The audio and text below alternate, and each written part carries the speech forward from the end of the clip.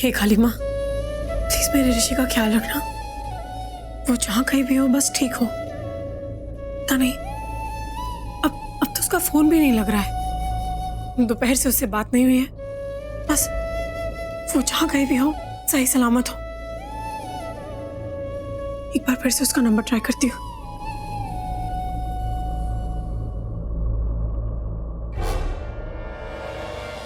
ऋषि को फोन कर रही हूँ।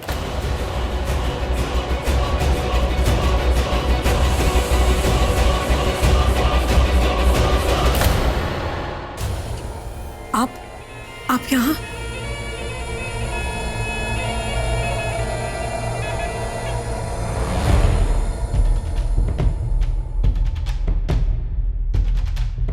मुझे तुमसे अकेले में कुछ बात करनी है।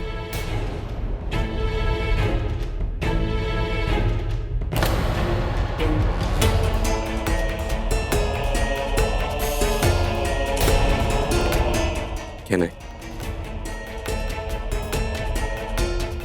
तुम्हें याद है एक बार मैंने भी अपना फोन दिया था तुम्हें चेक करने के लिए, लेकिन मुझे कोई प्रॉब्लम नहीं था। तुम तो मेरी होने वाली बीवी हो ना, तो होने वाली बीवी से क्या प्रॉब्लम हो सकता है? जैसे मुझे कोई प्रॉब्लम नहीं था वैसे तुम्हें भी कोई प्रॉब्लम नहीं होगा मैं तुम्हारा फोन देखूं तो। ओहो, एक नहीं, दो नहीं, तीन नहीं, कई सारे फोन कॉल्स किए तुमने ऋषि को। अब शायद पूछने के लिए फोन किया होगा कहां तक पहुंचे, I mean, डिनर के लिए। हा? आदत है उसकी, वो कहीं पे भी जाता ना किसी को भी बिना बताए चला जाता है। अब देखो घर में सबके सब उसको कितना मिस कर रहे है ना तन्वी? वो ऐसा ही है, क्या करे। लेकिन ऐसा कभी कभी होता है कि घर में सब लोग हैं और कोई एक नहीं होता है तो सब उसको मिस करते हैं। और ये तो ऋषि है, तो ऋषि को तो सबसे ज्यादा मिस करेंगे ना सब लोग, है ना तन्वी?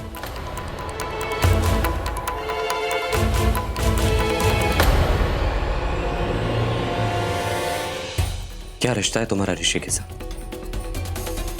इस रिश्ते के अलावा कि तो तुम्हारी कजिन का होने वाला पति है वो, इस रिश्ते के अलावा कि वो तुम्हारा बहुत अच्छा दोस्त है, इस रिश्ते के अलावा कि उसने तुम्हें आग से बचाया था, तुम्हारे लिए कुछ भी कर सकता है, इस रिश्ते के अलावा कि उसने तुम्हारे होने वाले दूल्हे के खिलाफ सबूत इकट्ठा करने में दिन रात लगा दी है हमारी शादी तोड़ने के लिए। इन सारे रिश्तों के अलावा तुम्हारा ऋषि के साथ क्या रिश्ता है? मैं खुद नहीं जानती कि मेरा उसके साथ क्या रिश्ता है।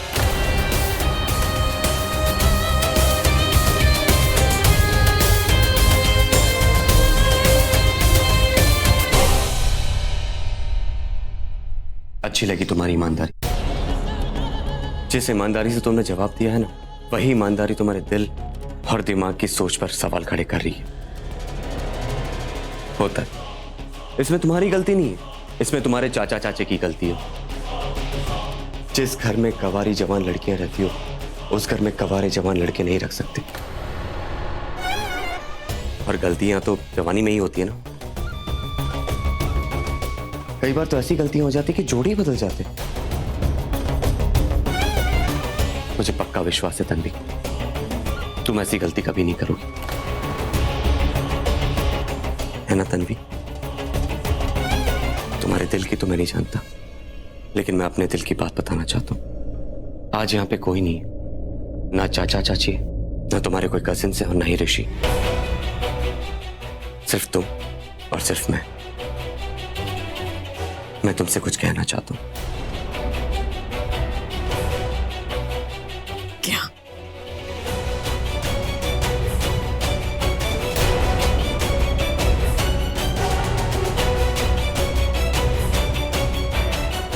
तुम्हारे दिल में किसी और के लिए प्यार होने के बावजूद भी मैं तुमसे बेपनाह मोहब्बत करता हूं। अब कुछ ही दिन बचे हमारी शादी में, 5 दिन से भी कम। मैं चाहता हूं कि मैंने तुमसे जो कहा वही तुम मुझसे भी कहो कि तुम मुझसे बहुत प्यार करती हो। मैं जानता हूं कि तुम्हारे दिल में ऋषि के लिए कुछ ना कुछ है।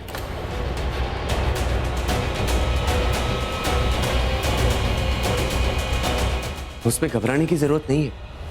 मैंने तुमसे पहले भी कहा था कि तुम्हारी गलती नहीं, तुम्हारे चाचा चाची की गलती है। मैं चाहता हूं कि तुम किसी और से ज्यादा मुझे ही चाहो, और तुमको जितने भी शक हैं वो सारे शक मैं दूर कर दूंगा।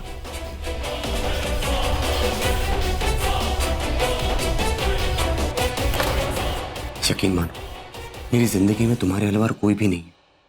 मैं सिर्फ तुम्हें प्यार करता हूं, सिर्फ तुम्हें तन्वी। यही बात तुम भी मुझसे कह दो शादी से पहले।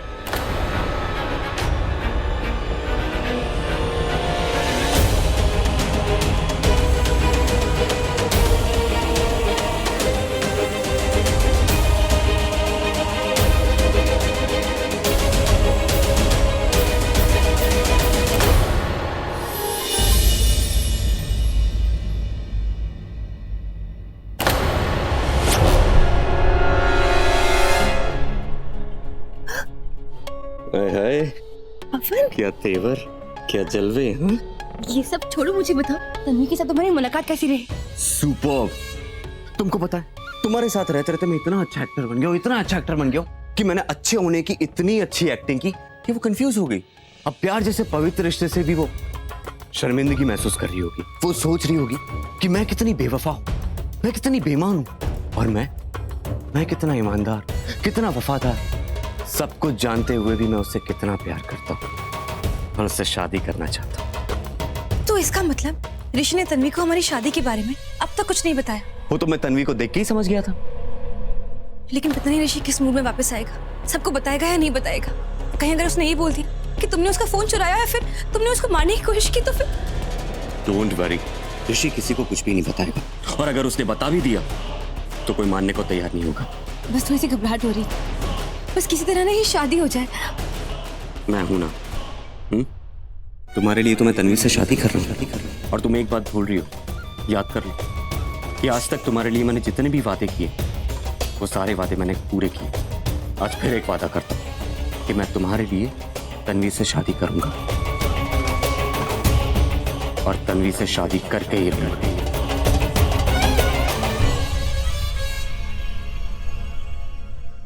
Thank you Pawan, I love you. तुम्हारे इसी प्यार पे तो मुझे और प्यार आ जाता है। आई लव यू सलोनी।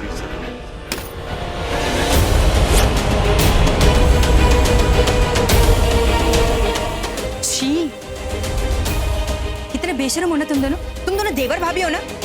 तुम्हारे रिश्ते में शर्म नहीं रही कि शर्म वाला रिश्ता ही नहीं रहा है। छी, मैंने अपनी लाइफ में गंदी से गंदी लड़कियां देखी। ऐसी भी लड़कियां देखी है जिनके 104 अफेयर रहे हैं, 120 के साथ घूमती है, 140 को घुमा रही होती है, प्यार किसी और से करती है, टाइम पास किसी और के साथ कर रही होती है। और ये तो कुछ नहीं, शादी के बाद अगर एक्स्ट्रा मैरिटल अफेयर करने होते ना वो भी करती है।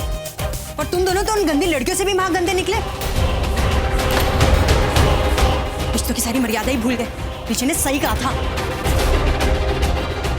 तनु, जो तुम सोच रही हो ऐसा कुछ भी नहीं है, तुम गलत समझ रही हो। हाँ तनु, सही में तुम गलत सोच रही हो। अच्छा, क्या मेरी बड़ी बड़ी आंखें, ब्यूटीफुल काली काली आंखें नहीं दिख रही तुम्हें? है कि नहीं? इन आंखों में रोशनी है और इस रोशनी से मुझे सब दिखता है। और तुम जैसे लोगों को तुम्हें यूं पकड़ लेते हो, यूं। मैंने अपनी आंखों से देखा है तुम दोनों को, मैं अपने कानों से सुना है। तुम अभी भी गलत सोच रही हो, ऐसा कुछ भी नहीं है। तुम तो चुप ही रहो। तुम कुछ ना बोलोगे ना तो तुम्हारे लिए बेटर होगा। बड़े सती सावित्री, बड़े संस्कारिक बन के घूमते हो ना। तुम दोनों ने वो कहावत सुनी है कि जिनके घर शीशे के होते हैं ना उन्हें दूसरों के घर में पत्थर नहीं फेंकना चाहिए। वो राजेश खन्ना की फिल्म का डायलॉग है जो प्रेम चोपड़ा ने बोला था। अरे व्हाटएवर, तुम किसी प्रेम चोपड़ा से कम हो क्या? इस बंद कमरे में अपनी भाभी के साथ लगे हुए हो। उस दिन किचन में आके तुमने हाथ मरोड़ के मेरे से क्या पूछा था? हाँ, कि ऋषि और तन्वी के बीच में क्या चल रहा है। अब तुम दोनों मुझे बताओ कि तुम दोनों के बीच में क्या चल रहा है। और हाँ, तुमने क्या कहा था कि अपने पति पे ध्यान दो। खुद अपनी होने वाली बीबी को छोड़ के अपनी भाभी के साथ इस बंद कमरे में लगे हुए। अब तुम दोनों मुझे बताओ कि तुम दोनों के बीच में क्या चल रहा है। तनु, ऐसा कुछ भी नहीं, मुझे सिर्फ थोड़ी सी चक्कर आ गए थे। और हाँ, चक्कर आ गए थे। तुम्हारे ड्रामे ना मेरे सामने किसी काम के नहीं है। चक्कर आ गए थे। तनु प्लीज, तुम ये बात किसी को मत बोलना। अगर तुमने बोल दिया ना तो मेरे पास मरने के अलावा और कोई रास्ता नहीं रहेगा। मेरे सास ससुर क्या सोचेंगे मेरे बारे में? प्लीज। वही सोचेंगे ना जो तुम हो। अगर आज जिसकी और तन्वी की शादी तोड़ने से मेरे और ऋषि की शादी नहीं टूटती ना तो अभी बाहर जाकर सबको बता देती कि तुम इस बंद कमरे में क्या कर रहे हो। कितने बेशर्म, कितने कमीने टाइप के लोग हो ना तुम। आज तो तुम दोनों ने साबित कर दिया कि तुम दोनों ना मेरे से भी गए गुजरे हो। तनु,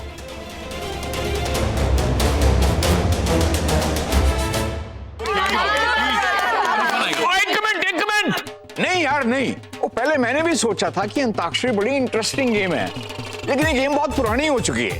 वो आजकल जवानों का जमाना है, तो कोई जवानों जैसी गेम होनी चाहिए ना। अंताक्षरी बड़ी बोरिंग गेम हो गई है। नहीं नहीं, बिल्कुल भी बोरिंग नहीं है, बहुत मजा आ रहा है, प्लीज खेलते हैं ना। अरे चुप रहो। राज जी ने कह दिया ना, बोरिंग है तो बोरिंग है। हमारे जमाने में खेलते थे, सोचो कितना पुराना है, कुछ और खेलते। नहीं ना बीजी, प्लीज अंताक्षरी खेलते हैं। मैंने कल रात से अब तक पता नहीं कितने गाने सुन लिए, इतनी मेहनत की है मैंने। प्लीज अंताक्षरी खेलते हैं ताकि मैं जिस भी टीम में जाऊंगा वो टीम जीत जाए। प्लीज अंताक्षरी खेलते हैं। हाँ। अरे वो बच्चों को क्या हो गया है, क्यों पुराने जमाने का गेम खेलने में लगे हो? अरे बाहर चलते हैं, कितना अच्छा मौसम है, बाहर चल के खुले में कोई अच्छा सा गेम खेलते हैं, है कि नहीं? अरे नहीं, देखो ऑलरेडी रात हो चुकी है यार, बिजली चमक रही है, ऐसा लग रहा है कि बारिश होने वाली है। एक काम करते हैं, सब यहीं बैठते हैं और अंताक्षरी खेलते हैं। बाबा अरे सुनो, वो अंग्रेजी में क्या कहते हैं? अगर ऋषि इधर होता ना तो वो मुझे अभी बता देता। एक मिनट, ट्रूथ और डेयर। ये कौन सा गेम है? बीजी, ट्रुथ एंड डेयर। नहीं,